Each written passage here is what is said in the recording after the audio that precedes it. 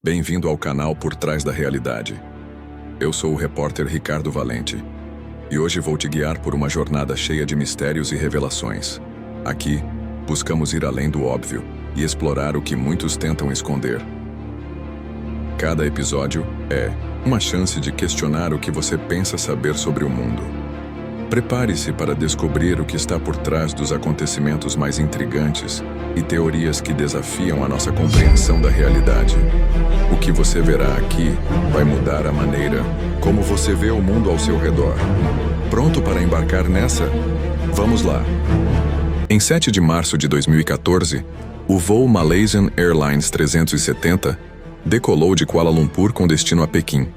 Era um voo regular, operado por um Boeing 777-200ER, com 227 passageiros e 12 tripulantes a bordo, totalizando 239 pessoas de 14 nacionalidades diferentes. A maioria eram cidadãos chineses, ansiosos para chegar a Pequim na manhã seguinte. Para a tripulação, liderada pelo experiente comandante Zahari Ahmad Shah, de 53 anos, era mais um voo rotineiro. O copiloto, Farik Abdul Hamid, de 27 anos, estava em treinamento para assumir a função de piloto em breve. Naquela madrugada, ninguém poderia imaginar que estavam embarcando no que se tornaria um dos maiores mistérios da história da aviação moderna.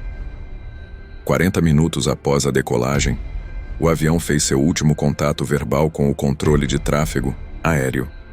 O copiloto transmitiu a mensagem "Alright, good night", antes que o avião desaparecesse das telas de radar civis. O que se seguiu foi um sumiço completo e misterioso. A aeronave desviou de sua rota, mudou de direção de forma deliberada e nunca mais foi encontrada. Quando os primeiros sinais de que algo estava errado surgiram, as autoridades imediatamente iniciaram os protocolos de busca.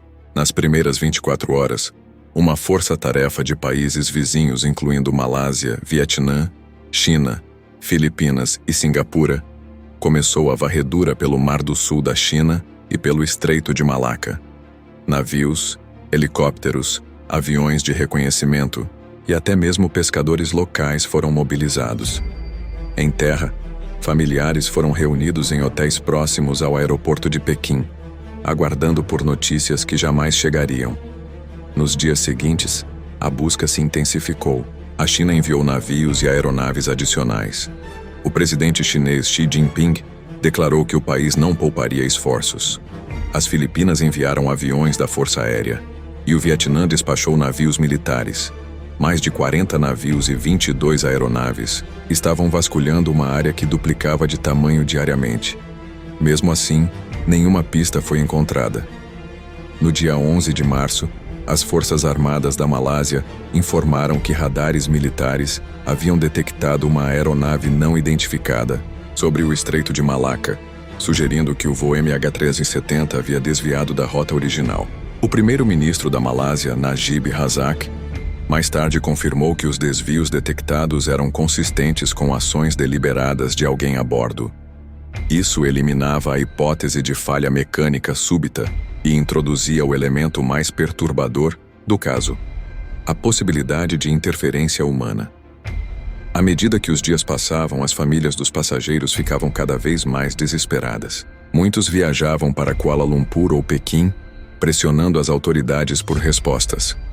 Protestos foram organizados e confrontos com a polícia se tornaram comuns nas coletivas de imprensa. Paralelamente, começaram a surgir boatos e teorias. Alguns alegavam que o avião havia sido sequestrado. Outros falavam em falhas catastróficas não detectadas. E havia também aqueles que acreditavam em conspirações envolvendo governos e interesses corporativos.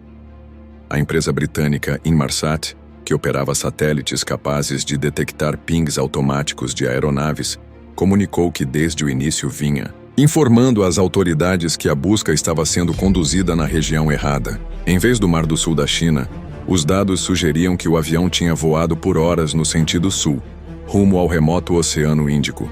Quando finalmente aceitaram essa hipótese, em 24 de março, o primeiro-ministro anunciou com pesar que, de acordo com a análise dos dados, o MH370 havia terminado seu voo no sul do Oceano Índico. e que não havia sobreviventes. A busca aérea foi encerrada em abril de 2014, substituída por operações submarinas. Empresas privadas especializadas em mapeamento de profundezas foram contratadas. O fundo do mar era cuidadosamente vasculhado, mas nada foi encontrado por meses.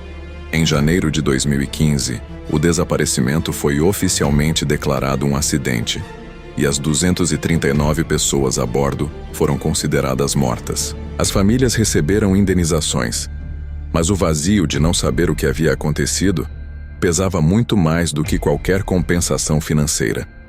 Em julho de 2015, surgiram os primeiros destroços confirmados. Partes de uma asa foram encontradas na Ilha Reunião, próxima a Madagascar. Almofadas de poltrona e janelas de avião também apareceram. O governo malaio confirmou que pertenciam ao MH370. Apesar disso, o mistério estava longe de ser solucionado. O que causou o desvio? Quem estava no controle? Por que nada mais foi encontrado? As investigações começaram a focar em Zaharie Ahmad Shah, o comandante do voo. Na casa dele, a polícia encontrou um simulador de voo caseiro, onde pistas de simulações para pousos em pistas remotas como Diego Garcia, Maldivas e locais na Índia foram detectadas. Embora inicialmente não levantassem suspeitas, parte dos dados do simulador haviam sido apagados, aumentando o mistério. Amigos e familiares do piloto, bem como a própria Malaysia Airlines, insistiam que Zaharie não tinha motivos para cometer um ato deliberado. O caso ganhou novos contornos com a revelação de que 2 passageiros embarcaram com passaportes roubados. Luigi Maraldi, italiano, e Christian Kozel, austríaco. Na realidade, os passaportes pertenciam a iranianos tentando emigrar ilegalmente para a Europa. Apesar das suspeitas iniciais, a polícia descartou a hipótese de terrorismo, tratando o caso como imigração ilegal comum na região. Outro detalhe curioso foram os relatos de familiares que afirmaram que os celulares dos passageiros ainda tocavam horas após o desaparecimento. Além disso, serviços de mensagens chineses mostravam os passageiros como online. As autoridades explicaram que sinais de celular poderiam ser causados pelo sistema de busca de rede e que o status online poderia ser resultado de dispositivos conectados automaticamente.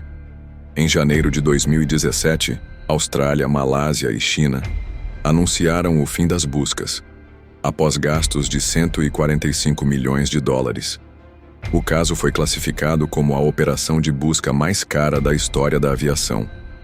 Mas o mistério não morreu. Em 2018, a empresa norte-americana Ocean Infinity foi contratada, com pagamento condicionado ao sucesso. Mesmo com tecnologia avançada, a operação fracassou. Porém, em dezembro de 2024, o governo malaio anunciou a retomada das buscas em 2025, confiando na evolução tecnológica da Ocean Infinity.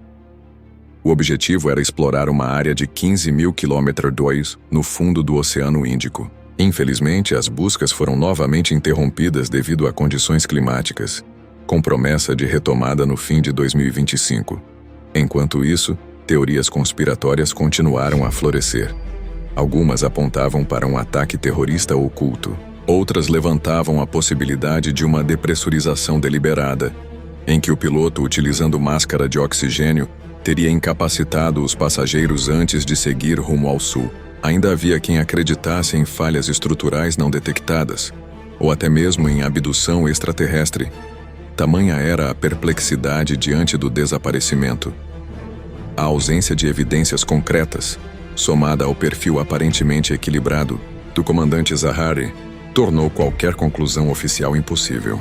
Durante mais de uma década, famílias viveram um luto interrompido, sem respostas, sem restos mortais, sem enterros, apenas com destroços espalhados pelo oceano e perguntas nunca respondidas. Enquanto a tecnologia avança, a esperança de encontrar as caixas pretas e talvez uma explicação definitiva permanece viva. Esse é o retrato de um mistério que atravessou fronteiras, uniu nações, gerou teorias sem fim e marcou para sempre a história da aviação. Em 2025, quando as buscas forem retomadas mais uma vez, o mundo inteiro observará atentamente torcendo para que finalmente o enigma do voo MH370 tenha um desfecho. E para que, depois de tantos anos de silêncio, os ecos dessa tragédia possam enfim ser compreendidos. Então é isso. Mais uma história contada com calma, do jeito certo. Se você chegou até aqui é porque algo dentro de você quis continuar, talvez por curiosidade ou porque encontrou algo que fez sentido, e tá tudo bem com isso. Agora, faz uma coisa por você. Se inscreve no canal e ativa o sininho. Assim você garante que vai receber o que vem por aí sem esforço, sem precisar lembrar. Deixa que a gente cuida disso pra você. E pode confiar, tem coisa boa vindo. Antes de sair, dá uma olhada na descrição. Ali embaixo sempre deixo algo a mais. Um detalhe, uma indicação, um conteúdo extra que completa o que você acabou de viver aqui. Coisa simples, mas que muda tudo quando a gente presta atenção. A gente se encontra no próximo vídeo se você quiser, é claro. Porque se chegou até aqui é porque de algum jeito a gente já se conectou.